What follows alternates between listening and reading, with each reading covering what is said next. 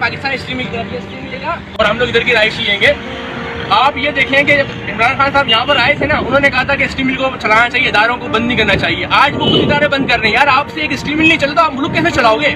आप मुल्क चलाने के लिए आपके पास जो है सामान देगा, सब कुछ देगा, आप इस इदारे पर पैसे लगाओ ना। आप लोगों को फारिग करने के चक्कर में लोगों को कितने रोजगार बेरोजगार लोगों को आपने कर दिया। आपने कहा कोरोना के चक्कर में किसी को बेरोजगार नहीं करेंगे, अभी कोरोना खत्म नहीं हुआ, अभी से आपने लोगों को फारिग करना शुरू कर दिया। ये कौन सी इंसानियत है आप लोगों की?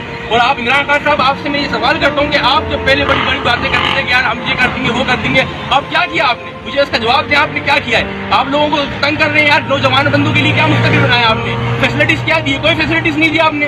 यहाँ पर लोग बेरोजगार घूम रहे हैं, परेशान हैं उल्टा, और वो उनको 8 साल उन्होंने इंतजार करा, उनको कोई बोनस नहीं मिला, उनको सैलरी उनकी नहीं बढ़ी। आज जब वो इंतजार कर रहे थे तो आपने क्या करा? उनका 8 साल के बाद आप उनको ये इनाम दे रहे हैं कि भाई तुम्हारे को हम फारिग कर रहे हैं, तो वो भी पूरे पैसे नहीं दे रहे। ये कौन सा इंसाफ है यार? खुदा को मानो, खुदा का खौफ करो, कोई इंसानियत आती बंदे के अंदर। यार तुम्हारे जितने आएंगे, ये सईद उमर क्या नाम है इसका, ये भी बड़ी बातें कर रहा था, अभी क्या हो गया इसको? ये तो बोला स्टीम में अगर नहीं चले मेरे तो स्टीम मिल तो मेरी हुकूमत के अंदर होगा, मैं पीटीआई छोड़ दूंगा।